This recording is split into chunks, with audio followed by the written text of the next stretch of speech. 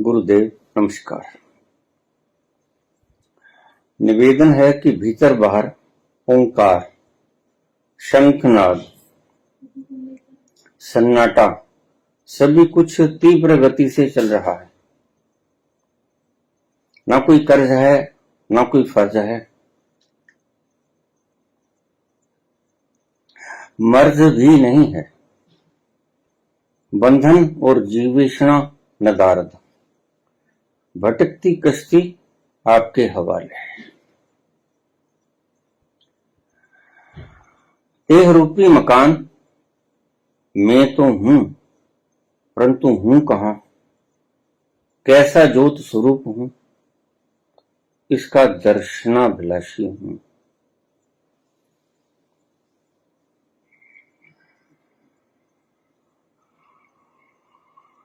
बहुत समय पहले मुझे सुबह सुबह ध्यान में श्वेत प्रकाश के दर्शन हुए थे। क्या यही सतोरी है? क्रिया योग के पश्चात बहुत सी ऊर्जा पैदा होती है।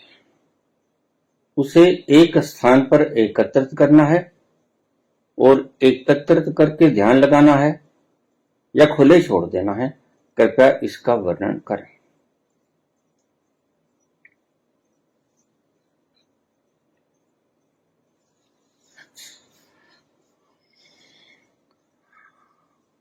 आत्म साक्षात्कार के 3 स्टेप्स हैं। बहिर्मुखी से खोपड़ी में, खोपड़ी से हृदय में और हृदय से अपने स्वयं में। अभी तो तुम बहिर्मुखी हो। अभी तो तुम बाहर भटक रहे हो। अभी तो किसी मूर्ख ने, शास्त्र ने, गुरु ने, आचार्य ने तुम्हें बहला दिया है कि बाहर से मिलेगा। अभी तो तुम बाहर भटक रहे हो।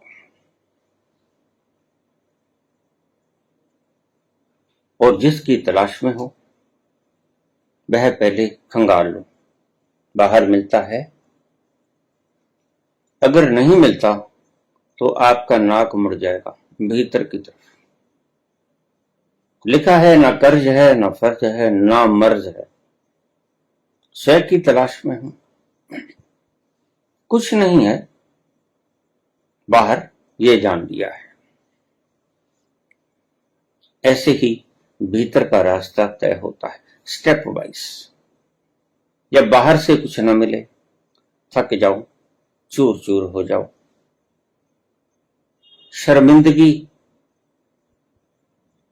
और शक्तिहीनता के बगैर और कुछ न मिले, तो फिर तुम अपनी शक्ति को बहिर्मुखी जाने से बंद कर देना और अपनी खोपड़ी में आ जाना। पहला, बहिर्मुखता से अपनी बुद्धि के भीतर। जो मन बहिर्गामी था उसको अपनी खोपड़िया में ठहरा लो। पहला सूत्र है, स्टेप है। दूसरा स्टेप है कि अपने भीतर उतर जाओ। पूछा है क्रिया योग के बाद बहुत शक्ति पैदा होती है, उसका क्या करें? अब यहां ध्यान रखने योग्य बात है। शक्ति तो बहुत पैदा होती है, बिला शक। बहुत से लोग मुझे कहते हैं बाबा 10-20 श्वास लेते ही खुमारी चढ़ जाती है, बैठने को दिल करता है।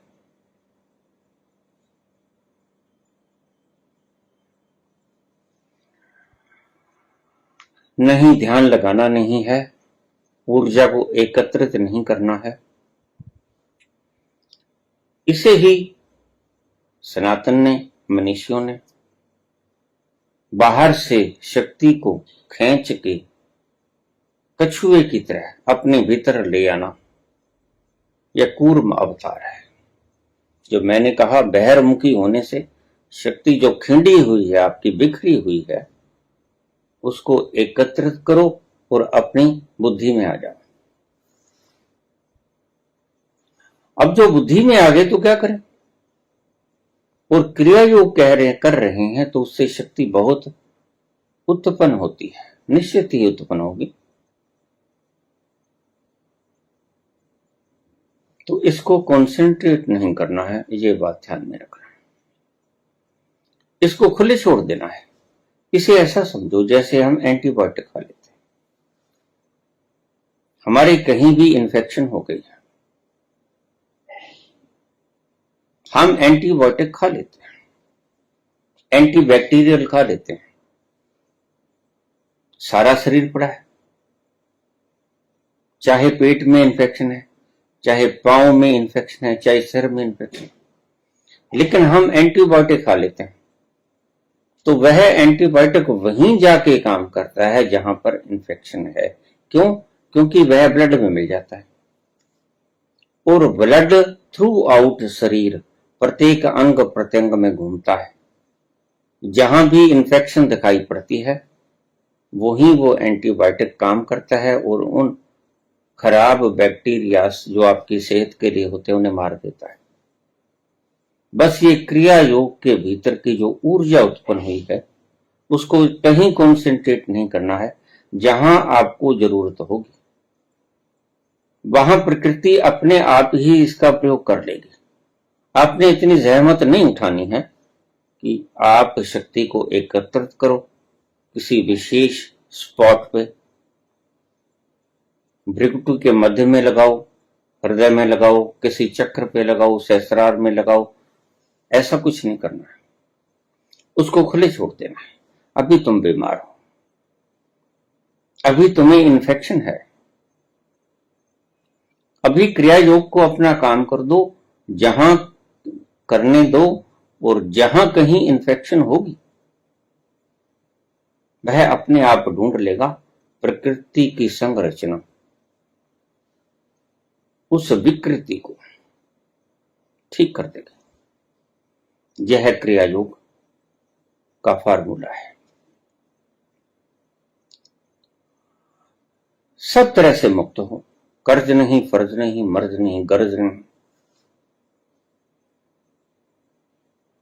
ये जो सुबह सुबह आपको प्रकाश दिखाई पड़ा था, ऐसी बहुत सी आपको काल्पनिक चित्र दिखाई पड़ेंगे या वास्तविक नहीं। इनमें उलझना मत। ये हमारे मन के बनाए हुए ही स्वरूप हैं। सतोरी की झलक जैसे ही आएगी मुझसे पूछना नहीं पड़ेगा। जैसे मैं कहानी सुनाया करता हूं, गर्भवती बेटी ने मां से कहा, मां मैं सो रही हूं, जब मेरे बच्चा हो तो मुझे जगा देना। तो मां कहने लगी, हंसी। क्यों मां, तू क्यों हंसी? मां खूब हंसी। अभी अनुभव नहीं है, प्रथम बार प्रसूति होगी। तो मां बोली, बेटा तू सो जा और मुझे तुम्हें जगाना नहीं पड़ेगा, तुम सारे मोहल्ले को खुद ही जगा दो।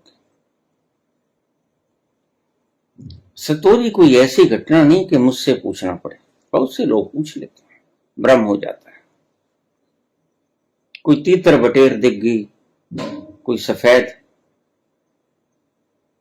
ऊर्जा दिख गई, प्रकाश दिख गया, कोई नीला पीला हरा दिख गया, कुछ अंग फड़कने लगा, कहीं कुछ गरमाइश नजर आई, कुछ रीढ़ की हड्डी में सरसराहट नजर आई, कुछ किसी केंद्र बिंदु के ऊपर कोई हलचल नजर आई तो घबरा जाती हैं फौरन मेरे पास।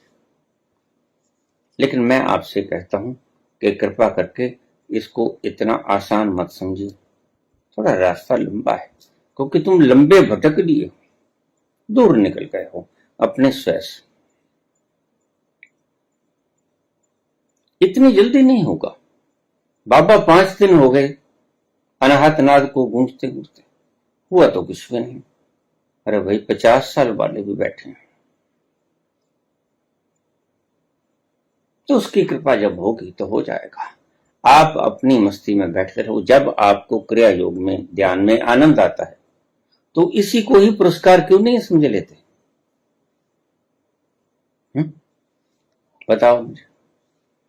आप बाकी चीजों में, खाने में, पीने में, आंतरिक संभोग के क्षणों में जो आपको टेस्ट आता है उसी को फल समझ लेते हो।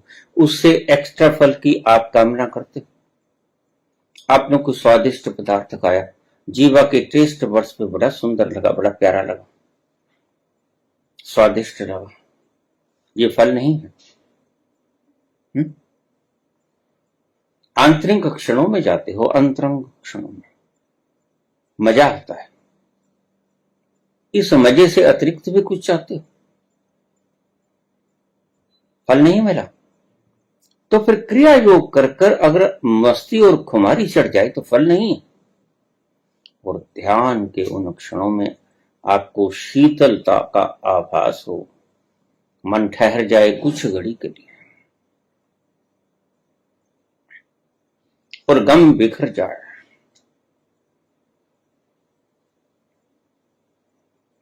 और संसार के कष्ट क्लेश घड़ी दो घड़ी के लिए भूल जाएं, यह फल अच्छा नहीं है। खूबसूरत है ये फल। यह मन आपको इतना परेशान करता है, भटकता है, कहां कहां नहीं जाते आप मन के सताए हुए। इच्छा एक ही है, मन भटकाता अनेक स्थानों पर है। तो किसी और चीज की अपेक्षा मत करना। ध्यान में अगर ध्यान का ही आनंद नहीं आया तो ध्यान हुआ नहीं। क्रिया योग में अगर क्रिया योग की ही मस्ती नहीं आई तो फिर क्रिया योग ने फल नहीं दिया। क्रिया योग करने के बाद जो शक्ति पैदा होगी और उसके बाद आपको नींद आएगी। कईयों को नींद नहीं भी आ सकती, लेकिन बहुतों को नींद आती है। पर वो इसको अड़चन मानते हैं।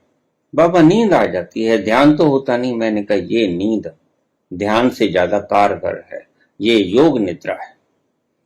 और योग निद्रा को योगी तरसते हैं, जो सहज ही आपको क्रिया योग के पश्चात उतर जाती है। इस अवस्था को योगी तरसते हैं, योग निद्रा को। और आज तो योग निद्रा के कैंप लगाए जाते हैं। आज तो योग निद्रा को टेलीविजन पर या इंटरनेट पर प्रसारित करके आपको योग निद्रा का अभ्यास करवाया जाता है। आप खुद के मालिक नहीं बनना चाहते, आप खुद ही क्रिया योग करके योग निद्रा में चले जाओ। क्यों किसी के गुलाम होते हो? सबसे सुंदर और सरल उपाय है। आप ना भी चाहोगे तो भी योग निद्रा पकड़ेगी आपको। खूब अपनी शक्ति और सामर्थ्य के अनुसार आप क्रिया योग करो, आपको योग निद्रा की मस्ती पकड़ेगी ही पकड़ेगी। उसको निद्रा मत जानना, है तो निद्रा, लेकिन योग की निद्रा है वो, संसार की निद्रा नहीं। यो सुषुप्ति की निद्रा नहीं है, यो ध्यान की निद्रा है, योग की निद्रा है, जिसको तरसते हैं योगी जन, जिसके लिए आप शिविर लगाते हो, जिसके लिए आप तैयारी करके बैठते हो। कब योग निद्रा में जाएंगे, बाबा जी बोलेंगे वैसा वैसा करेंगे, सारे अंगों को शिथिल करो, मस्तिष्क को रिलैक्स कर दो, हाथ पांव के अंगूठों को, उंगलियों को रिलैक्स कर दो, सारी बॉडी को रिलैक्स कर दो। और उनके आदेशों को मानकर आप अपने ही भीतर उतरोगे योग निद्रा में। और आपको इतना सरलतम फार्मूला बता दिया कि क्रिया योग करके आप मजे से योग निद्रा में उतर सकते हो। और योग निद्रा की नींद सुषुप्ति की नींद से कहीं ज्यादा बढ़िया होती है। क्योंकि उसमें चेतनता का खुमार होता है, उसमें चेतनता की पुट होती है। सुषुप्ति में चेतनता की पुट नहीं होती, सुषुप्ति में मूर्छा की पुट होती है, योग निद्रा में चेतनता की पुट होती है। यही फर्क है दोनों में, और बहुत बड़ा फर्क है। तो ध्यान को कहीं भी एकत्रित नहीं करना है, छोड़ दो। क्रिया योग के बाद नींद आएगी तो सो जाओ, अहोभाग्य है, लेकिन दबाव भी नहीं डालना है। नींद क्यों नहीं आई, नींद क्यों नहीं आई, ऐसा भी नहीं करना है। नहीं आई कोई बात नहीं, लेकिन बहुतों को, करीब 70% लोगों को नींद आ जाती है, और बड़े मजे की नींद आती है। और कुछ लोगों के तो मेरे पास कमेंट्स आते हैं कि बाबा 4-4 घंटे की नींद आ जाती है, और घर वाले मुझे पकड़ के हिलाते हैं, क्या हो गया है तुझे, पहले तो कभी सोया ना था।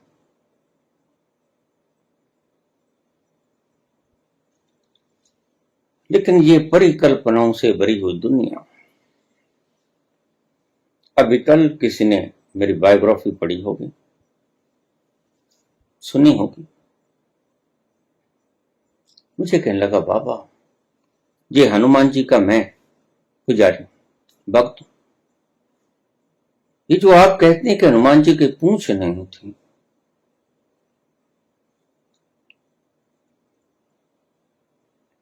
ये आपको कहीं स्वप्न आ गया होगा। मैंने कहा अच्छा पुत्र, स्वप्न आ गया होगा, क्या पता लगता है, स्वप्न का क्या है, किसी वक्त भी आ सकता है, मेरे बुलाई से आएगा, आ गया होगा। लेकिन तुम कहना क्या चाहते हो?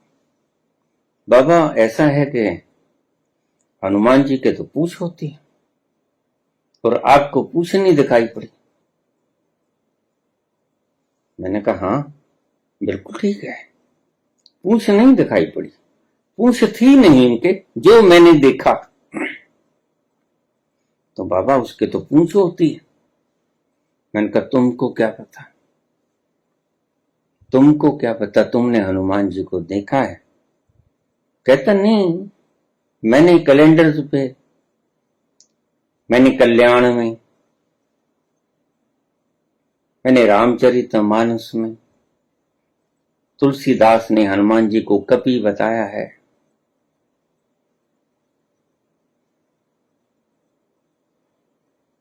मैंने कहा बेटा बात ही है, मुझको स्वप्न आ गया, और स्वप्न में मुझे, तुम कहते हो स्वप्न आ गया, और स्वप्न में मुझे बिना पूछ के हनुमान जी दिख गए। अब मुझे ये बताओ कि मैं कर भी क्या सकता हूं? तुम्हें स्वप्न आ जाए और बिना पूछ के हनुमान जी दिख जाए, तो क्या तुम पूछ लगा सकते हो सपने में? कहता नहीं, तो फिर मेरा क्या कसूर है? तुम्हारे हिसाब से मुझे स्वप्न आया, और मुझे बिना पूछ के हनुमान जी दिख गए, तो क्या मैं सपने में पूछ लगा दूं उनके? कहता वो तो नहीं हो सकता। तो मैंने कहा ठीक है, फिर जब आप स्वप्न ही कहते हो, लेकिन वो तो ठीक है, लेकिन मैं भूखा था रात का, दोपहर की रोटी खाई थी, सारी रात ट्रैवलिंग में गुजर गई। ट्रैवलिंग में कुछ भूख ज्यादा लगती है। सर्दी के दिन 3 जनवरी की रात और 4 जनवरी की सुबह, तो हनुमान जी के लश्कर जंक्शन पर मुझे दर्शन हुए। तो क्या वो परांठे भी, जो परांठे आलू के खाए, मैंने तो ऐसा कुछ दोहराया भी नहीं, मैं आलू के परांठे खा रहा हूं, भूख बड़ी लगती, भूख नहीं लगी है, भूख नहीं लगी है, नहीं लगी है, ऐसा तो मैंने कुछ किया ही नहीं। या आलू के परांठे खा लिए हैं, बड़े स्वादिष्ट हैं, भूख मिटा दी है, ऐसा भी कुछ नहीं सोचा मैंने। भूख लगी है ऐसा जाना मैंने, लेकिन उस अंतर्यामी ने पहचान लिया, भूख लगी है, हाँ चलो बैठो, पहले थोड़ा सा पेट भर लो, फिर बातें करेंगे। और परोठे, देसी घी के आलू के परोठे खाए, खूब पेट भर के,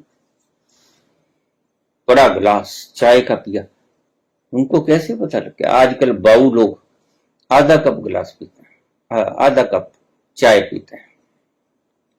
मुझे गिलास भर के चाय का आ गया, बड़ा गिलास, पटियालवी पैक जिसे कह देते हैं।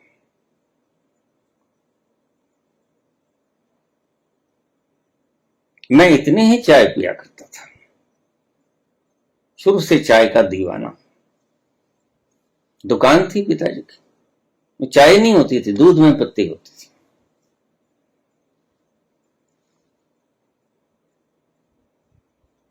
तो ये सब सपना था। सपने में आलू के परोठे खाए, सपने में चाय पी, इतनी स्वादिष्ट चाय। पेट भर गया और सचमुच में भर गया। और मैंने ऐसा कोई दोहराव भी नहीं किया, मैंने पुनरुक्ति भी नहीं की, रेपिटेशन भी नहीं की, लेकिन सचमुच खाए। तो हनुमान जी नहीं दिखे मुझे, तुम्हारे हिसाब से पूंछ लगा दूं? कैसे लगा दूं? स्वप्न में तो पूंछ लगती नहीं भाई। स्वप्न मेरे हिसाब से थोड़ा आएगा, स्वप्न तो प्रकृति के हिसाब से आएगा। अपने शहर की गौशाला मंदिर में बैठा हुआ मैं, वहां पर कुछ भक्तजन आ जाया करते थे और प्रभु के स्वरूप का वर्णन करते थे। एक दिन महफिल जमी हुई थी, एक व्यक्ति को सपना आ गया कि भगवान विष्णु उसके स्वप्न में आए, और एक को साक्षात हो गया कि आज भगवान विष्णु मुझे साक्षात दिखे। एक कहने लगा मुझे भगवान विष्णु के हाथ दो नजर आए जिससे स्वप्न आया था, और जिसे साक्षात दिखा, जो कहता है मुझे साक्षात दिखे, उसके चार हाथ थे और शंख चक्र गदा पद्म, ये चारों हाथों में एक एक अस्त्र शस्त्र था। लेकिन वो दो हाथ वाला कहता कि आपके चार हाथ वाला गलत है, जो मुझे दिखा वो ठीक दिखा। चार हाथ वाला कहता नहीं, शास्त्रों में वर्णित ही ऐसा है, शास्त्रों से ही हमारे तर्क की व्यवस्थाएं निर्धारित होती हैं। शास्त्रों में क्या लिखा है, कौन लिख गया है, उसका आपको पता भी नहीं, बस शास्त्रों में लिखा है। और आजकल बहुत वक्त से ये बहस करने वाले लोग, जिसे शास्त्र अर्थ कहते हैं, शास्त्रार्थ होती तो बहस है, और कां होती है, कां, इसका कोई फायदा नहीं होता। यह मात्र एक उल्टी होती है जो आपने किसी वक्त खा ली थी और पची नहीं और आपको उल्टनी पड़ी। यह आपकी खुद की पैदाइश नहीं है। तो दोनों बहस कर रहे थे। मैं एकांत में अपने एक पंखे के नीचे, गर्मी के दिन थे, तख्त पोष के ऊपर लेटा हुआ था आराम से। तो झगड़ते झगड़ते मेरे पास आ गए, बाबा से पूछ लो। मैंने कहा क्या हुआ? इसे स्वप्न आया, मुझे साक्षात दिखे, विष्णु भगवान दिखे, दो हाथ थे, चार हाथ थे, कौन ठीक? मैंने कहा वो तो ठीक है, लेकिन तुम मुझे ये बताओ कि विष्णु भगवान होते भी हैं? पहले तो ये बताओ मुझे, बाद में करेंगे बात। दो हाथ थे, चार हाथ थे, विष्णु सहस्त्र नाम भी आता है, हजार हाथ भी होते हैं, तो पहले ये बताओ कि विष्णु होते भी हैं? तो सम्मोह हो गए, किताबी ज्ञान लुप्त हो जाता है। तो बाबा हमें समझाओ ये क्या है, चार हाथ मुझको क्यों दिखे? मैंने कहा तुमने चार हाथ कैलेंडर में देख ली होंगे, क्या कोई तुलसी बुलसी की रामायण पढ़ ली होगी, और नहीं तुमने कोई पद्म पुराण पढ़ लिया होगा, कुछ तो पढ़ा होगा जो आपके दिमाग के भीतर ये संरचना बैठ गई। ये सिर्फ ऐसे ही है जैसे दशावतार। उनका अर्थ था मैंने समझाया भी। वैसे ही विष्णु के चतुर्भुज और 4 अस्त्र, शंख। शंख की ध्वनि जैसे ओंकार का नाद आज बहुत से मूर्ख जपते हैं और कहते हैं जीवा पवित्र हो जाएगी। मांस का क्या पवित्र होना होता है? मांस भक्षण को तो तुम रोकते हो। मांस भी कोई पवित्र है? पवित्र है तो फिर खाने क्यों नहीं देते? अगर मांस भक्षण पवित्र है, राम राम करने से तुम्हारी जीवा पवित्र हो जाएगी, जो कि मांस का एक टुकड़ा है, तो फिर मांस खाने से गुरेज क्यों करते हो? आपके बहुत से ऋषि महर्षि मांस खाते थे। ये बात थोड़ी सी अलग पड़ेगी, दृष्टांत बहुत लंबा हो जाएगा। ये अर्थ थे इनके। शंख का अर्थ था कि आपके भीतर ये जो बाहर का नाद है शंख का, ये आपके भीतर भी इसकी ध्वनि हो रही है। ओंकार का मतलब भी यही था, वाजे नाद अनेक असंख्या कीर्ते वापन हारे। अनेक असंख्या, इतने नाद बज रहे हैं भीतर, और कितने नाद को बजाने वाले हैं भीतर, बेअंत हैं। यह उनमें से एक नाद है शंख नाद।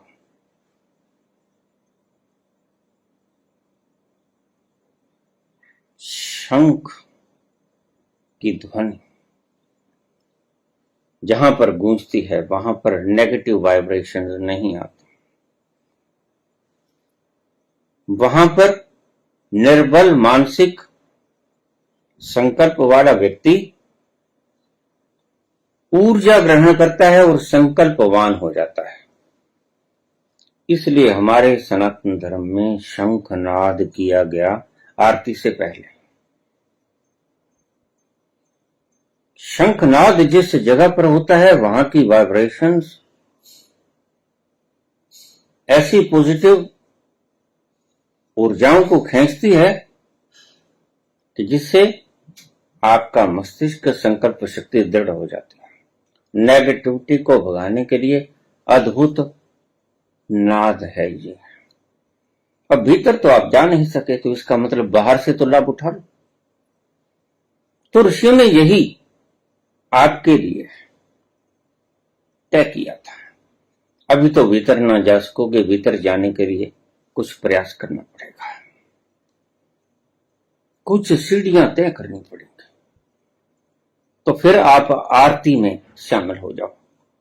आरती आपने देखोगे, जहां आरती होती है पहले सभी प्रकार के नाद बजते हैं। थोड़ी सी देर, 5, 10, 15, 20 मिनट पहले नाद, सिर्फ नाद, घंटा, घड़ियाल, शंख, ओम, टल, ये सब बजते हैं। नाद एक इलाज है मानसिक रोगों का।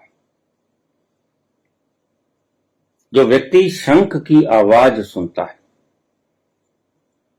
इसलिए जब हम बच्चे थे हमारे माता पिता कहा करते थे कि आरती में सम्मिलित हो जाया करो।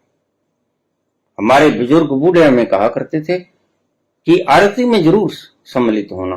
क्या होगा आरती में जाने से? आरती में जाने से ये फायदा है, ये नाद तरह तरह के है, जो घंटा, घड़ियाल, ये शंख, और शंख की आवाज कई बार ओंकार से मिलती है, और तरह तरह के ये नाद, टल्ली, ये सभी नेगेटिव ऊर्जाओं को दूर करते हैं और पॉजिटिव वाइब्रेशंस को अट्रैक्ट करते हैं। लेकिन एक तरफ तो ये इंगित किया गया था, इशारा, कि आपके भीतर बिल्कुल यही नाद बज रहे हैं। तो जो मोटिवेशन स्पीकर्स वाले लोग हैं, ये आपको बाहर से शब्दों का नाद करके, शब्दों की आवाज से मोटिवेशन देते हैं। अगर परमानेंटली आपने संकल्पवान होना है, मोटिवेटेड होना है, अगर आपने परमानेंट मोटिवेशन लेनी है तो आप अपने भीतर उस तल पर गुजर जाओ, उस तल पर उतर जाओ, उस तल पर चले जाओ, उतर जाओ, जहां ये सभी प्रकार के नाद हो रहे हैं। संकल्प का सही क्षेत्र वही है जो आपके ही भीतर है। वहां ऐसे नाद बजते हैं सभी प्रकार के। मैंने पहले भी कहा था, बाजे नाद अनेक असंख्य कित्ते गावन हारे,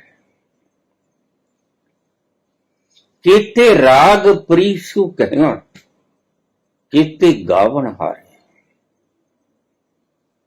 कोई पता नहीं चलता इनको बजाने वाला कौन, लेकिन ये नाद गूंज रहे हैं। इनको साउंड ऑफ साइलेंस भी कहते हैं, परमात्मा की आवाज भी कहते हैं, शब्द इलाही भी कहते हैं, बांगे इलाही भी कहते हैं। परमात्मा की आवाज आपके भीतर गूंज रही, और जिसने परमात्मा की ये आवाज सुन ली उसको भीतर से डायरेक्शंस मिलनी शुरू हो जाएगी कि आप अपनी जिंदगी को ऐसे जियो। जब आप भीतर उतरोगे, पहले स्टेप को बाहर से खींचना है, शक्ति को खोपड़ी में लेके आना, फिर खोपड़ी से हृदय में लेके आना। जैसे ही हृदय में खोपड़ी की एनर्जी आ जाएगी तो आप प्रेमी स्वभाव के हो जाओगे। आपकी वाणी से प्रेम छलकेगा, आपकी वाणी से विरह का तीव्र गुंजार होगा, संचार होगा। ये निशानी है कि आपकी शक्ति खोपड़ी से हृदय में उतरनी शुरू की। प्रेम के क्षणों में यही होता है। प्रेमी को याद करके जो आंसू बहते हैं वो ऐसे ही होते हैं, विरह से आए हुए आंसू। वह व्यक्ति प्रेमी हृदय में निवास करता है और तार्किक, दार्शनिक, फिलोसोफर दिमाग में, खोपड़ी में निवास करता है।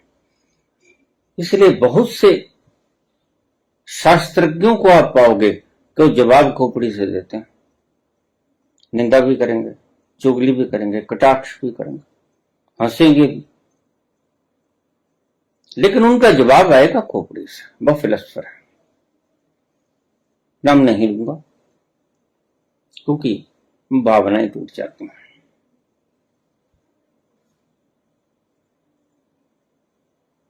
हर बात का जवाब खोपड़ी नहीं दे सकती। खोपड़ी एक यंत्र है बड़ा छोटा सा, उसमें हर बात का जवाब नहीं। इस बात को लिख लेना, सर्कल लगा लेना। खोपड़ी के पास हर बात का जवाब नहीं, रहस्य भी कुछ है। जो खोपड़ी चूक जाती है उसे रहस्य कहते हैं। जो खोपड़ी भी चूक जाती है और हृदय भी चूक जाता है वो आता है रहस्य। अब हम तीसरी बात करेंगे कि रहस्य में कैसे उतरे प्रेम से, विचारों से भावना में, खोपड़ी से हृदय में, और हृदय से रहस्य में, प्रेम से रहस्य में। प्रेम रहस्य तक पहुंचा देने का एक साधन है। वो रहस्य में जब व्यक्ति पहुंच जाता है वहां पर शंख, चक्र, शंख, ओंकार, घंटे, घड़ियाल, बांसुरी, वीणा, इन सब की आवाज आती है।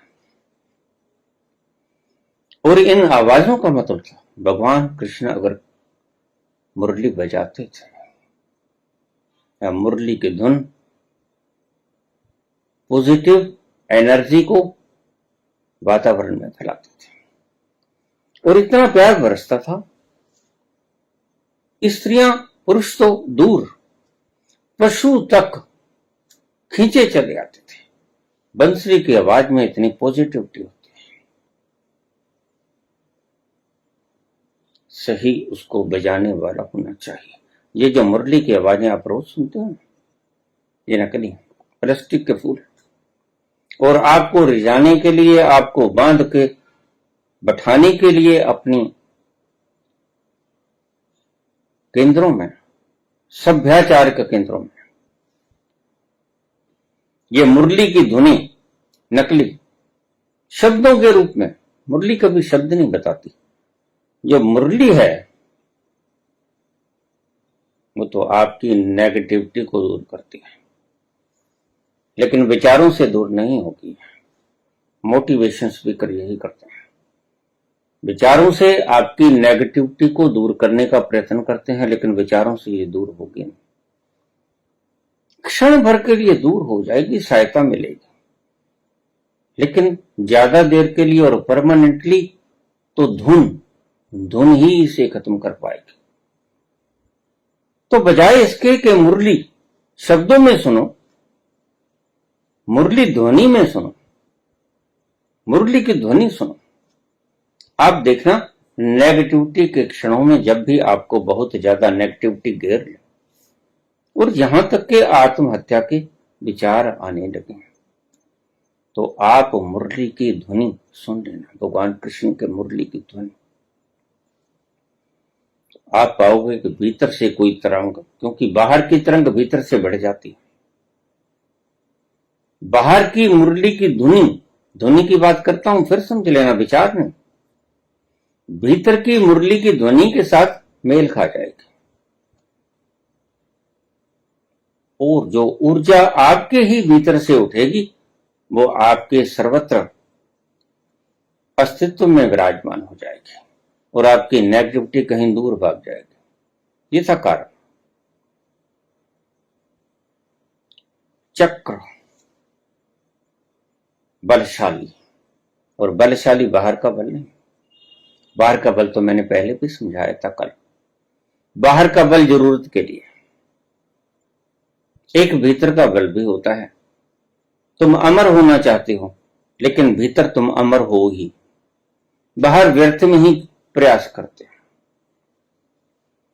बाहर सभी चाहते हैं हम कभी ना मरें, हम सदा के लिए जीवित हो जाएं, हम अमर हो जाएं, लेकिन ये भावना आपके भीतर जाकर सार्थक हो जाती है।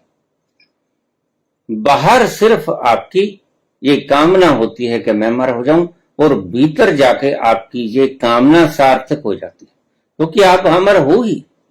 जो तत्व हो, न कटता, न गलता, न जलता, न सूखता, वह अजर है, वो अमर है। वो बाहर तो आप कामना करते हो कि मैं अजर हो जाऊं, मेरी आयु लंबी हो जाए। इसलिए जो लोग आयु को लंबी करने की फिराक में कितने कितने कष्ट उठाते हैं, योगा करते हैं, अभ्यास करते हैं, ये करते हैं, वो करते हैं, मैं उन्हें पागल कहता हूं। इसीलिए कहता हूं, क्या करोगे 2000 साल इतने प्रयास करके जी के, 4000 साल क्या करोगे इतना लंबा जी के? और ये जो जिनको तुम अमर कहते हो, अमर होके बाहर का अमर, एक कल्प के लिए अमर हो गए, एक युग के लिए अमर हो गए, या 4 युगों के लिए अमर हो गए, क्या करोगे? आपके भीतर का तत्व सदा के लिए अमर है, कभी मरता है। ये 8 अमर हमने बनाए थे, है नहीं ये गलतफहमी में मत रहना, ये पागलपन है। अमर होने की कामना मनुष्य की सदा से रही है, लेकिन जिन्हें आप अमर कहते हो, ये अष्ट अमर, ये आपकी भागवत सप्ताह की कथा वाचिकाएं और वाचक 8 अमर बनाते हैं। अश्वत्थामा, बलि, व्यासु, सभी के नाम गिनाए गए। हनुमान, मार्कंडेय,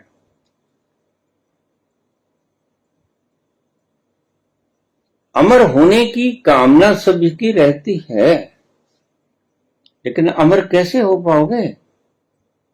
तरीका गलत है, रास्ता गलत है। अपने अंतस में उतर जाओ। इसलिए मैं कहता हूं, भीतर एक ऐसा तत्व है, एक ऐसा स्थान है, जो मांगू ठाकुर अपने ते सोई सोई देवे। अब जो भी मांगोगे, ये जो कल्प वृक्ष का नजारा हमने पेश किया, ये जो जन्नत की शराब के झरने इस्लाम ने पेश किया, ये जो तरह तरह की चीजें बनाई गई, इंद्र का सिंहासन, अप्सराओं का नाचना, नृत्य, ये सभी संकेतिक अवस्थाएं थी भीतर की। भीतर जाके आप नृत्य करने को मन करोगे, वहां सब नृत्यांगनाएं फीकी पड़ जाएंगी, ऐसा नृत्य आएगा भीतर से। तुम क्या समझते हो, बुद्ध जब बैठते हैं शिलावत, तो शिलावत ही बैठते हैं? नहीं, उनके भीतर ऐसा नृत्य चल रहा होता है कि जिसको वो बड़ी मस्ती से सुनते हैं, वो ठहर जाते हैं उस नृत्य को देखकर और मदहोश हो जाते हैं उस जन्नत के शराब के झरनों को पीकर शिलावत हो जाते हैं। ऐसा शानदार दृश्य देखा नहीं होता, ठहर जाते हो। आपने देखा कोई अकस्मात ऐसी घटना घट जाए तो आप ठहर जाते हो, शिलावत हो जाते हो। अरे ये क्या, आपकी आंखें ठहर जाती हैं, आंखों की पुतलियां ठहर जाती हैं। ऐसा ही नजारा बुद्ध देख लेते हैं, और वो नजारा एक बार देखते हैं क्या, सारी उम्र वो पी हुई शराब उतरती नहीं। बस एक ही बार पीनी होती है। आपकी मैखानों की शराब तो रोज शाम आपका शरीर मांगता है, लेकिन वो शराब बस एक बार पीनी होती है, और फिर हर पल उसका स्वाद चखते हो आप जीवन में। फिर आपको किसी प्रकार की कोई स्वाद की जरूरत नहीं थी। आजकल ये प्रचार चला है ब्रह्मचर्य का। ब्रह्मचर्य एक बकवास, ठीक कहते हैं, इनके लिए बकवास ही है, इनके लिए बकवास ही है। आपने कभी देखा मुरली की धुन सुनते सुनते भगवान कृष्ण बंसरी बजा रहे हैं, और उस बंसरी को आप आनंदित भाव से सुन रहे हैं। आप सत्संग में बैठे, बड़े प्यारे भजन चल रहे हैं, उस वक्त में कभी काम उठा? गौर से देखो, यह सत्संग बनाया क्यों था? इसलिए बनाया था कि वासनाओं से मन परे भटक जाए। ऐसे तो तुम बाहर के ऑब्जेक्ट्स में दिन भर रात भी लिप्त रह सकते हो, वासनाओं के जंजाल में दिन भर रात भी लिप्त रह सकते हो। यह बकवास नहीं है। जिसने वो मुरली की धुन, वो शंख का नाद, वो भीतर के घंटे घड़ियाल, हमने घंटे लगाए मंदिरों के प्रवेश द्वार पर, हमने बड़े बड़े घंटे लगाए। घंटों को पहले टल बजाओ, फिर भीतर प्रवेश करो, सिर्फ याद करवाने के लिए थे। हमारे भीतर भी ऐसे ही टल बज रहे हैं, और जैसे ही वो टल बजने शुरू हो गए, वासना, आपको पता है वासना एक नेगेटिव ऊर्जा है। नेगेटिव ऊर्जा वहां खड़ी कैसे रह सकेगी? पॉजिटिव ऊर्जा का संचार होगा रोम रोम में, उसे ही कहते हैं ब्रह्मचर्य। तो ये बकवास कहने वाले ये शब्द आए हैं, ये फिलॉसफी आई है सिगमंड फ्रायड से। इसलिए मैं अक्सर कहा करता हूं कि इस सिगमंड फ्रायड ने पूर्व की सारी आध्यात्मिकता का बेड़ा गर्क कर दिया। भोग में उतरो, क्योंकि और कोई मन के बहलाने को चीज है ही नहीं। बड़े से बड़ा आपके पास लुत्फ लेने का संयंत्र भोग विलासी ही है। अच्छा खाना खाओ, अच्छे वस्त्र डालो, अच्छा स्नान करो, अच्छे तेल सेंट लगाओ, इतर सुगंध, अच्छा मेकअप करो, अच्छे भोग विलास करो, अच्छी चीजें खाओ, स्वादिष्ट पदार्थ खाओ, बस आपको इसमें ही आनंद आता है। लेकिन थोड़ा सा सत्संग के भीतर सही सत्संग चल रहा हो तो देखना। एक बात और समझाता हूं। संत बोलते हैं, कैसा भी बोलते हैं, सत्संग की आधी घड़ी भजन के वर्ष 50, आध घड़ी का बरसना हाल्ट न 12 मास। वो आध घड़ी का बरसना, उस घड़ी कभी सोचना, उस घड़ी की कभी वासना उठे। छोटी सी बात है, सभी अज्ञानी बैठे हैं, ज्ञानी कोई है नहीं। ढोलकी, छेने, तबले, हारमोनियम, बेंजो, सितार, वीणा सभी बज रहे हैं। क्या हुआ? ये वही नाद है जिसने आपकी वासनाओं को परे भगा दिया। वो नाद जो चल रहे हैं हारमोनियम के, वीणा के, आपको पता है सबसे पुराना वाद्य संयंत्र कौन सा है? संसार का सबसे पुराना वाद्य संयंत्र कौन है? वीणा। हिंदुस्तान की वीणा, भारत ने खोजी वीणा, सबसे पुराना संयंत्र। तो सत्संग किस लिए कहा गया था? क्यों जाएं सत्संग में? क्योंकि मन शैतान, खाली मन आपके अपने भीतर भी उतर सकता है और खाली मन बाहर भटक कर उस वक्त में आपकी शक्ति को व्यय भी कर सकता है। उसे ही भोग विलास कहते हैं। तो भीतर अगर उतरना है, भीतर की यात्रा शुरू करनी है, उस रहस्य में उतरना है, तो सत्संग भी उसमें कीमती है। सत्संग का स्थान बड़ा गहरा है, वैल्यूएबल है, एक रसायन है अपने भीतर उतरने के लिए।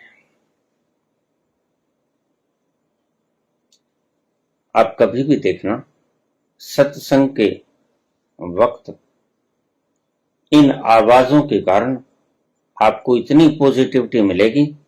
आप क्यों फ्रेश हो जाते हो इतने सत्संग के बाद? क्या होता है ऐसा? सिर्फ इन दुनियाओं के कारण, जो बाहर से संयंत्रों से आती दुनिया है, उनसे आपको पॉजिटिविटी मिलती है। अगर पॉजिटिविटी लेनी हो कुछ क्षण के लिए, तो ओंकार का नाद करना भी सही है। ये बाहर के संयंत्र हैं, लेकिन थोड़ी सी देर में ये खत्म हो जाएगा। जो बाहर से आपने अपने ओंकार का नाद किया, उससे कुछ ऊर्जा एकत्रित होगी, निश्चित है, लेकिन फिर ये फिर गुम हो जाएगी। संसार है, भटक जाओगे। संसार नेगेटिविटी का भंडार है। जो नेगेटिविटी का भंडार, उसे ही संसार कहते हैं। जैसे ही संसार में जाओगे, ये कलुषित वेव्स आपको विकृत कर देंगे। सत्संग की महिमा इसीलिए थी। शब्दों से इतना मोटिवेशन नहीं होता जितना नादों से मोटिवेशन होता है। इसलिए बाबा नानक ने कहा, सुनिए दुख पाप का नाश। इस सुनने से, नाद के सुनने से, उस ओंकार की ध्वनि को सुनने से, उस शंख की ध्वनि को सुनने से, घंटे घड़ियालों की ध्वनि को सुनने से, जो भीतर गूंज रही हैं आपके एक तल पर, दुख पाप का नाश, जो आपके पापों से मिले हुए आपको दुख हैं कर्मों से, उनका नाश हो जाता है।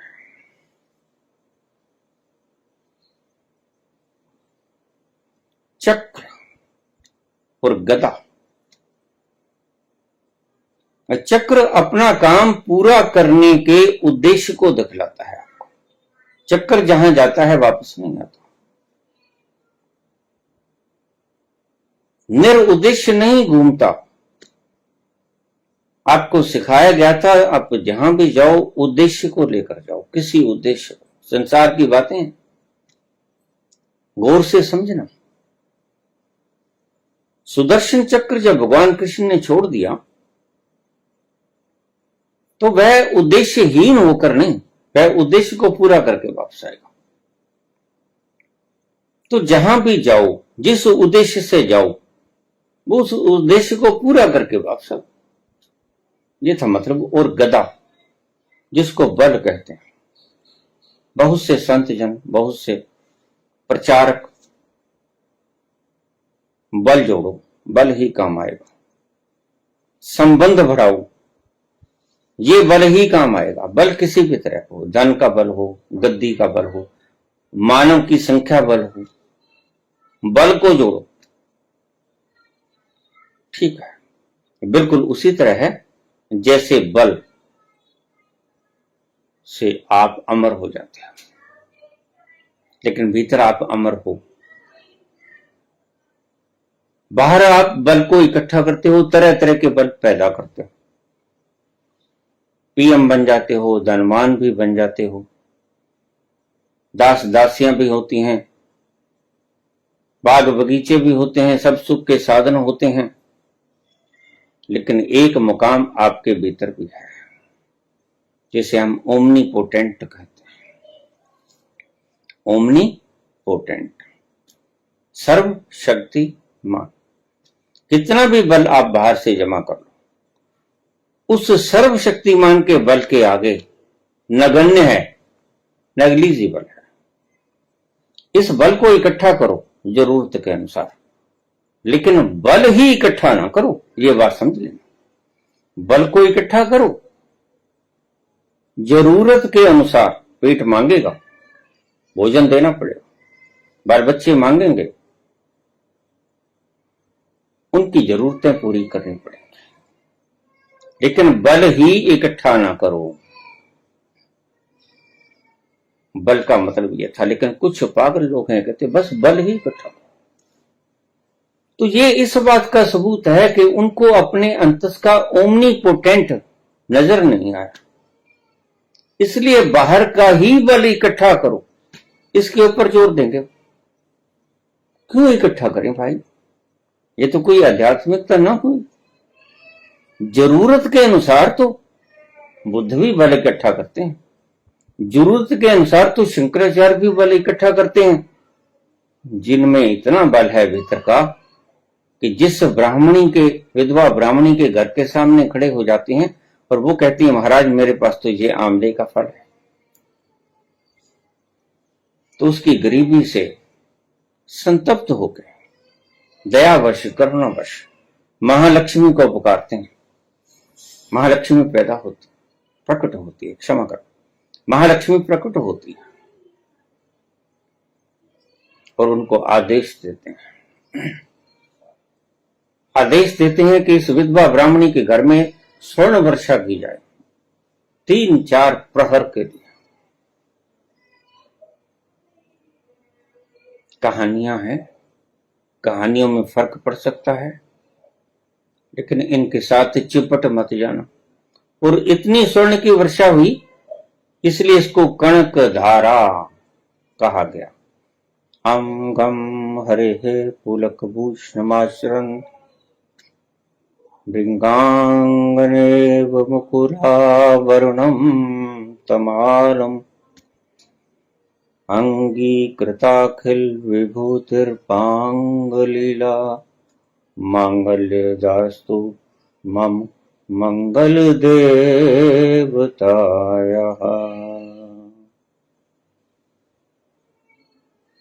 मां लक्ष्मी प्रकट हो गए,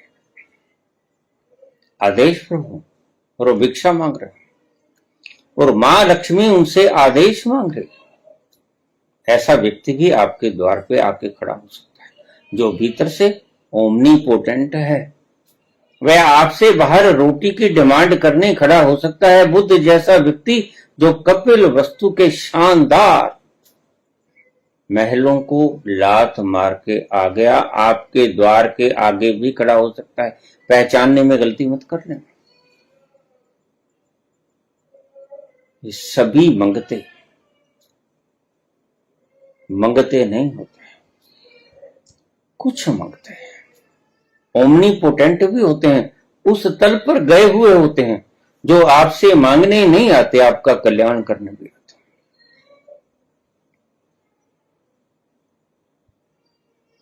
इसलिए गुरुवाणी में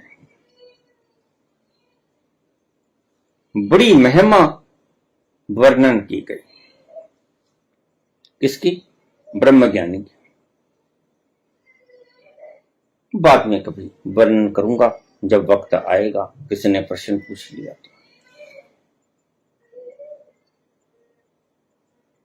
तो मैं कह रहा था कि ये 3 स्टेप की यात्रा है।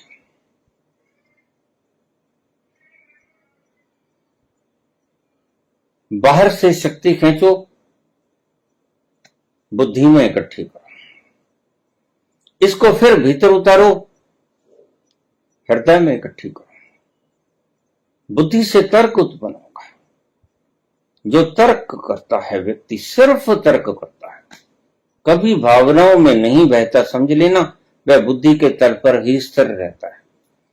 और जो भावनाओं में भी बह जाता है और तर्क भी करता है, वो समझ लेना कि हृदय में भी उतरता है, सिर्फ बुद्धि में ही स्थित नहीं रहता। और जो तर्क भी करता है और प्रेम की भाषा भी बोलता है और रहस्य की भाषा भी बोलता है,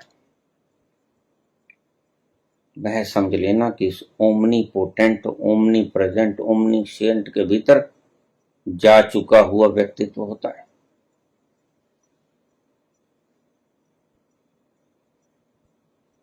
तो मैंने उन्हें कहा कि ये 4 प्रकार के विष्णु के हाथ में जो शंख, चक्र, पदम, गदा, संसार में इस तरह रहो जैसे कमल कीचड़ में रहता है।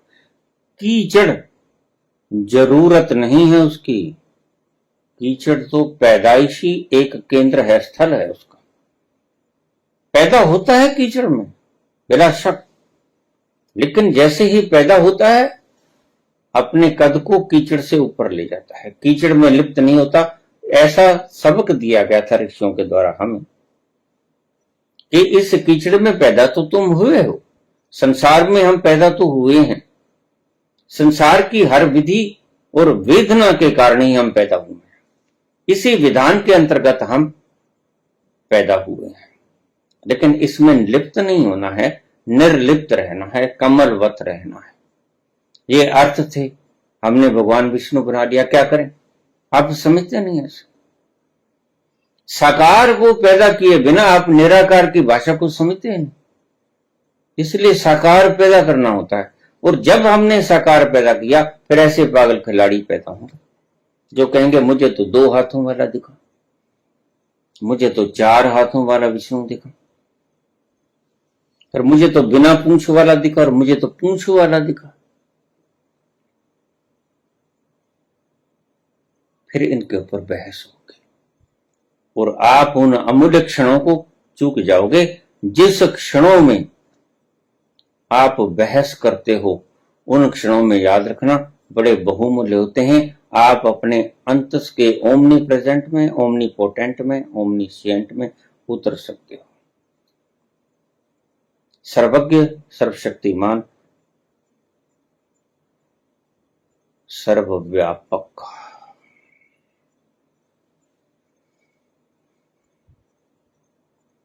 ये जो हमने कलाकृतियां बनाई थी बाहर की, ये हमारी कल्पनाएं हैं, इनमें सत्यता कुछ नहीं। ये हमने काली गोरी देवी देवताएं बना दी, इंद्र बना दिया, वो बना दिया। अब आप देखो ऋग्वेद के अंदर हे इंद्र, हे इंद्र, इंद्र का अर्थ क्या है ये बता नहीं सकेंगे। इंद्र का अर्थ ये लोग बता नहीं सकेंगे। एक वेदों का वेद पाठी मेरे पास आ गया, हे इंद्र ऐसा करो, हे इंद्र ऐसा करो। मैंने कहा ये इंद्र कौन है? भगवान है इंद्र, ठीक। इंद्र को स्वर्ग का देवता मानते हैं, स्वर्ग पे राज करता है। इंद्र के पास उस स्वर्ग में कल्प वृक्ष है, जो वो चाहता है वह आ जाता है। वो इंद्र है और इंद्र तुम बन सकते हो। इंद्र से मांगना जरूरी नहीं। ये सभी प्रकार के वेद आपको मूर्ख बना रहे हैं।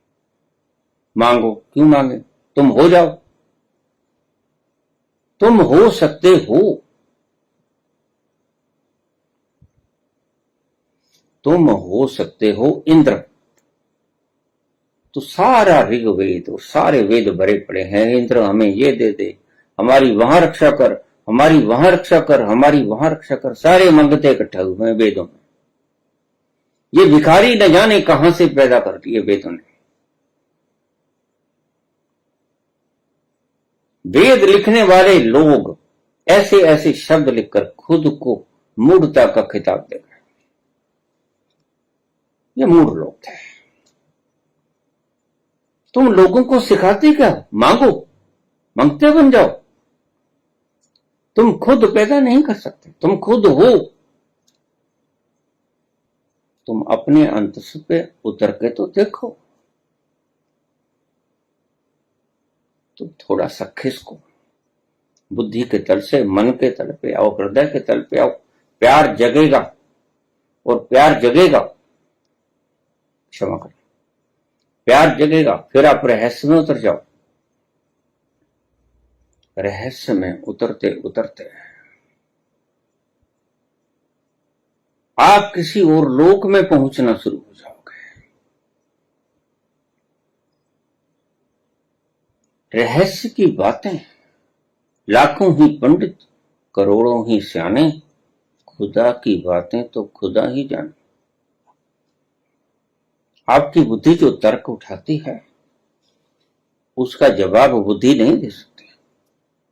आपकी बुद्धि जो तर्क उठाती है, उसका जवाब बुद्धि से दिया नहीं जा सकता, उसका जवाब रहस्य में प्रवेश करके दिया जा सकता है।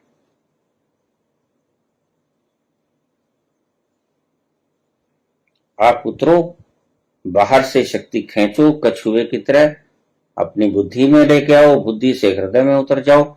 ये जो कवि लोग हैं कितने प्यारे होते हैं, कितनी मार्मिक कविताएं लिखते हैं। कोई वीर रस से पूर्ण है, कोई भाव रस से पूर्ण है, कोई श्रृंगार रस से पूर्ण है। कितनी प्यारी लगती हैं ये कवि लोग। जैसे गीत गाते हैं उतने ही मीठे लगते हैं। क्या हो गया है?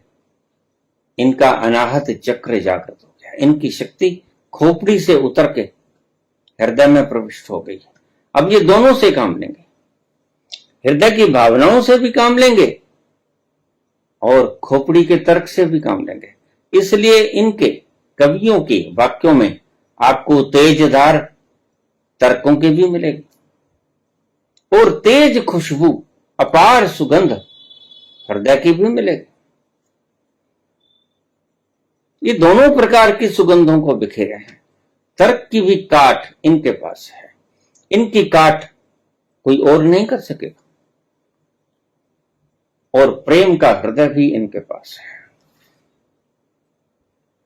तो ये वे लोग हैं जो बहिर्मुखी से अपनी बुद्धि में उतर गए, तो तर्क है, और सारी शक्ति को बुद्धि से लेकर मन में उतार दिया, हृदय में उतार दिया, तो ये कविता करने के योग्य हो गए। महाकवि कालिदास। मैं तुलसीदास को महाकवि कहता हूं। रहस्य में नहीं गए थे, इसलिए मैं अक्सर कहता हूं कि तुलसीदास ज्ञानी नहीं थे तो अज्ञानी। लेकिन कम से कम ऐसा है कि जैसे कलावती ने उन्हें ठोकर मारी कि अगर इतना प्यार जितना मेरे से करते हो भगवान से किया होता, राम से किया होता, तो राम प्रकट हो जाते, आधा भी करते तो प्रकट हो जाते। तो वहां से चोट लगी। बहिर्मुखी से चोट लगने के बगैर आपकी शक्ति अपने अंतस पर जाती ही नहीं। एक चोट खाए खिलाड़ी होते हैं प्रेमी, बाहर से खींच लेते हैं। देखा आप प्रेमियों को देखना कैसे बैठे होते हैं, खुंजे में लगे बैठे होते हैं किनारे में। इनका मन ही नहीं करता कहीं घूमना है, नहीं कुछ खाना है, नहीं कुछ चाहत है, नहीं। पर चाहत तो एक ही होती है, मजनू को लैला कैसे मिल जाए, हीर को रांझा कैसे मिल जाए।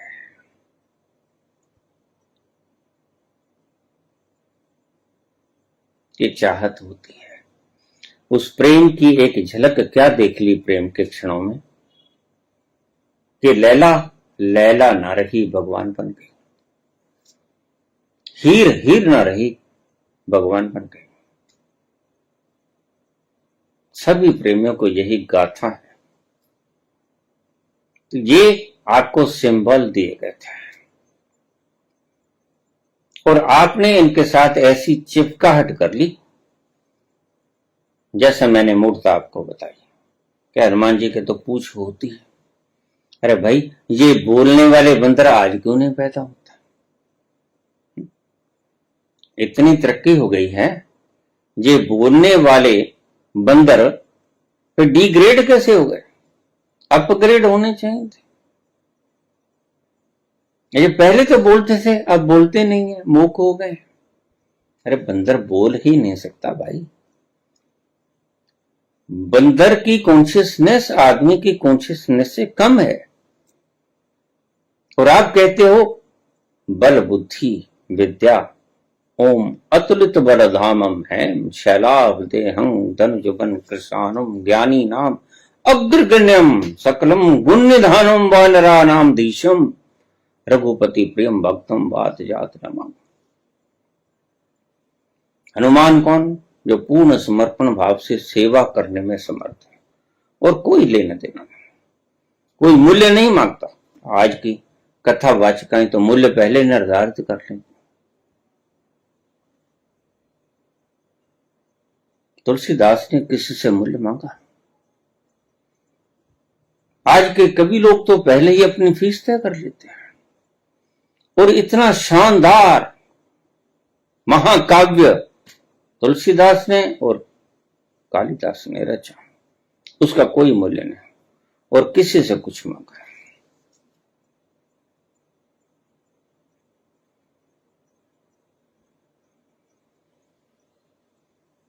देने को टुकड़ा भला, लेने को हरि नाम। बस टुकड़ा खा लिया, ठंडा पानी पी लिया, बस।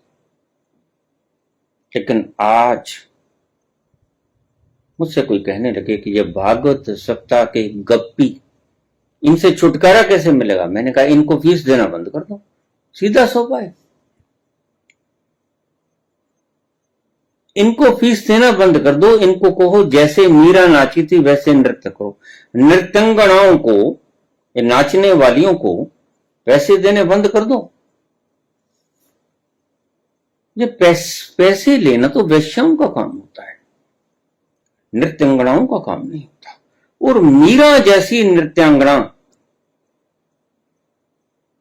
अगर तुम हो सको तो तुम्हारा अहोभाग्य है। ये पैसे लेके नाचना, नृत्य दिखाना, ये तो तुम्हारी अहोभाग्यता न हुई, यह तो तुम्हारा दुर्भाग्य हो गया, क्योंकि तुम उस अहोभाग्य से चूके। जो नृत्य भीतर से उत्पन्न हुआ मीरा के, और पांव में थरका घुंघरू बांध मीरा नाची। उसने आपसे कोई पैसा मांगा? वो खुद ही भरी पूरी है, रानी है, महलों में पली है, बड़ी है, राजा के साथ विवाहित हुई, राजघराने की लड़की है, राजघराने की बहू बन गई, उसको कमी ही नहीं है।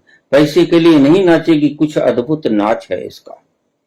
इस नाच में कुछ और है जो थ्रिल करता है आपको,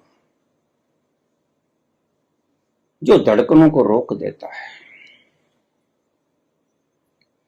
इस नाच में कुछ और है। चैतन्य नाचते हैं, हाथ में एक तारा है,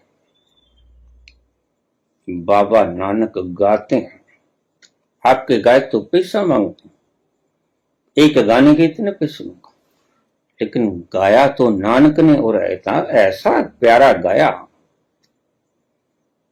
कि आज तक और भविष्य में ऐसा कोई गा नहीं पाएगा। क्या गाया? खूब गाया।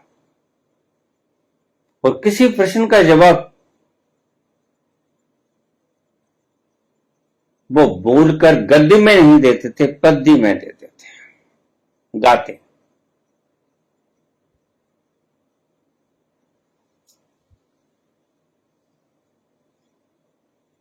तुम्हारे प्रचारक ये ठग हैं, ये गप्पी, समझदार नहीं है, मूर्ख मूढ़ है और एक प्रकार का पाप कर रहे हैं। इनको पाप करने से रोकना है, इनकी धर्म ठिकाने लेके आनी है, तो इनको फीस मत देना। जो काम ये कर रहे हैं उससे ज्यादा काम आप अपने पूजा स्थल में बैठकर सहृदय पूर्ण विश्वास और श्रद्धा से अगर आप 10 मिनट का काम कर लोगे तो उनको सप्ताह भर का भागवत सप्ताह बेकार हो जाएगा। सत्संग की आधी घड़ी भजन के वर्ष 50, आध घड़ी का वर्ष ना भजन ना 12 मास।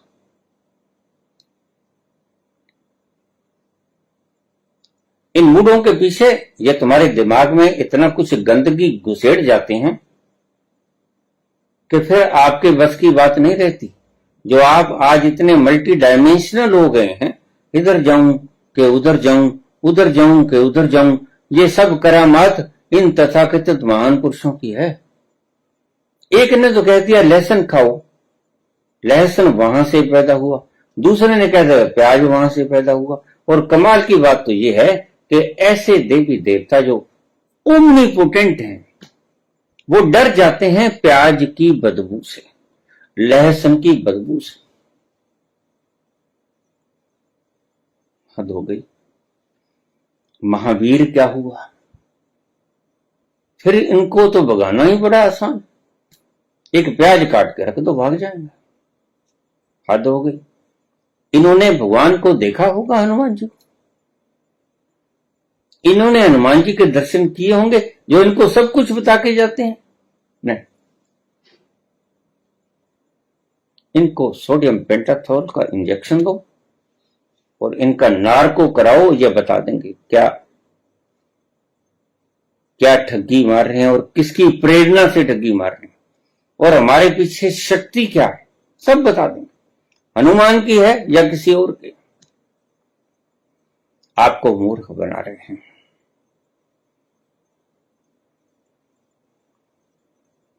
हृदय से नीचे उतरना होगा रहस्य में। बस वो जो स्थान है, वो जो रास्ता है, वहां गुरु की आवश्यकता होती है। बाहर से आप कंडेंस कर लोगे कछुआ, सारी शक्ति को बुद्धि में, कोई बहुत ज्यादा मुश्किल बात नहीं।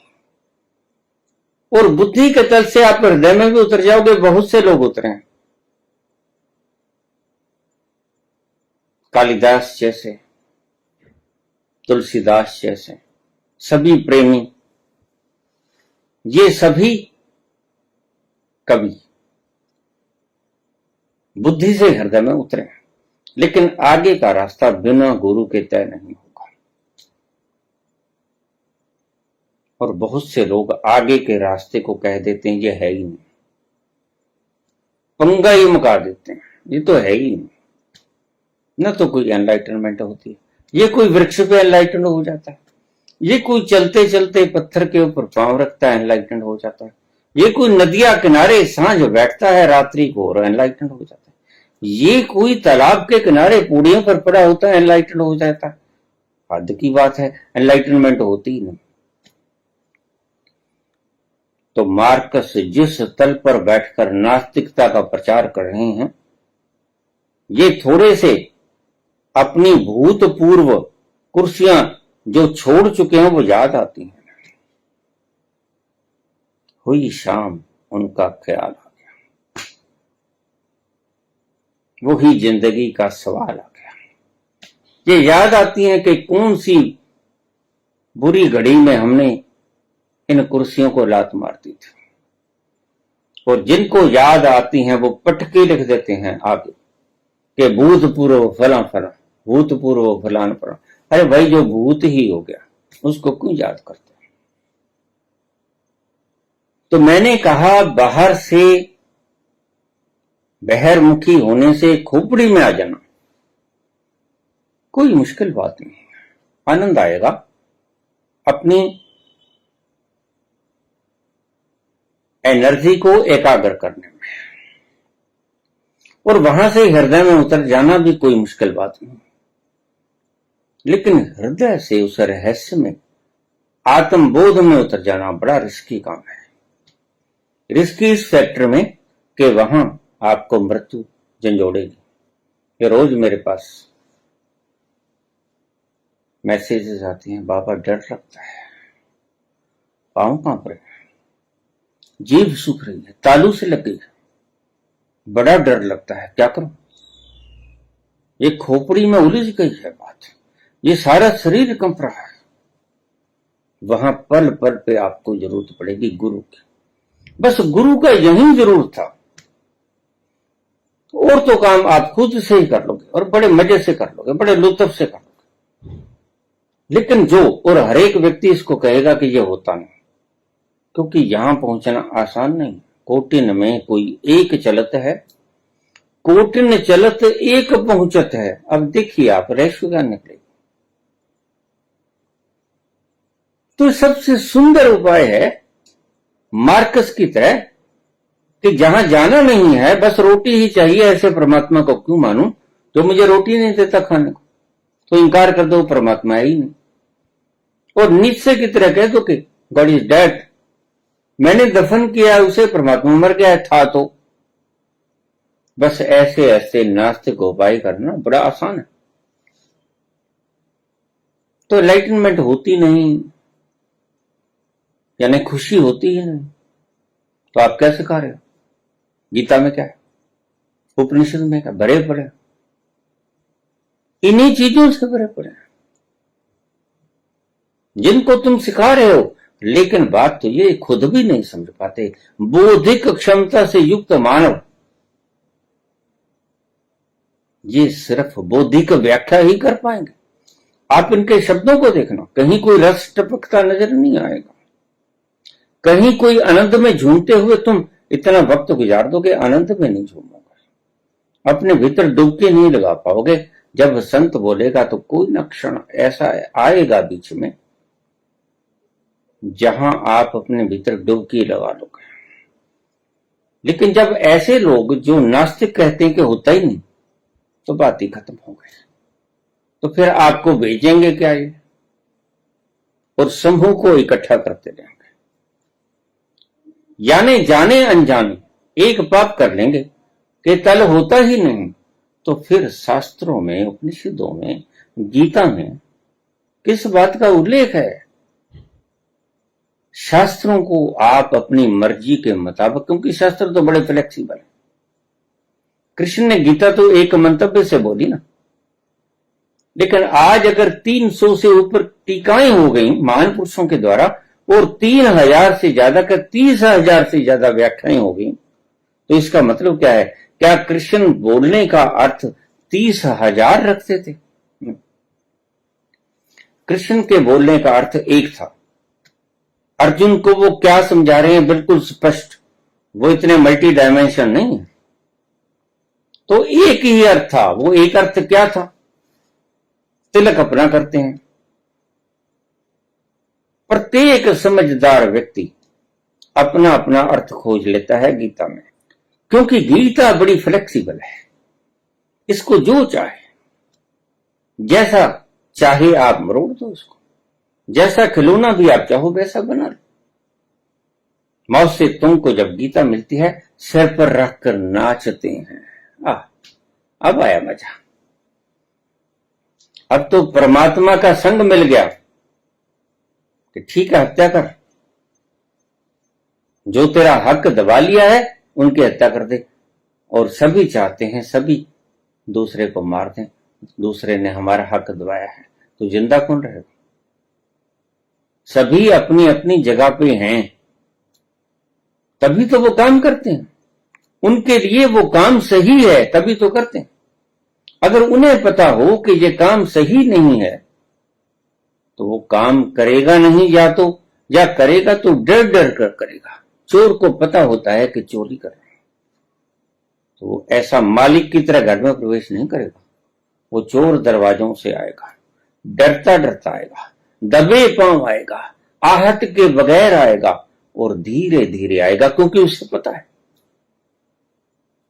और मालिक ने चाहे कैसे भी धन कमाया हो, चोरी करके, झूठ बोलकर, गरीबों का खून चूसकर, वह मालिक की तरह आएगा, क्योंकि उसे पता नहीं है कि तुमने चोरी की है। चोरी क्या, तुमने डाका मारा है। और ये चोर जिसको मुश्किल से रोटियों की ही जरूरत है, उधर पूर्ति करनी, यह डर डर के आएगा। बस आपको इतना पता नहीं है। दुख की, पीड़ा की इन घड़ियों को काले मेघों की तरह क्रॉस कर देना, लड़ना नहीं। इन पीड़ा की घड़ियों को ऐसे लांग जाना जैसे ये पीड़ा है ही नहीं। पीड़ाएं तो हैं, ये संसार आपको पीड़ा देगा, दुख देगा, दर्द देगा, सब देगा, लेकिन आप इनसे न तो लड़ना है, न इनके पीछे चलना है। वासनाओं की बात कर रहा हूं मैं।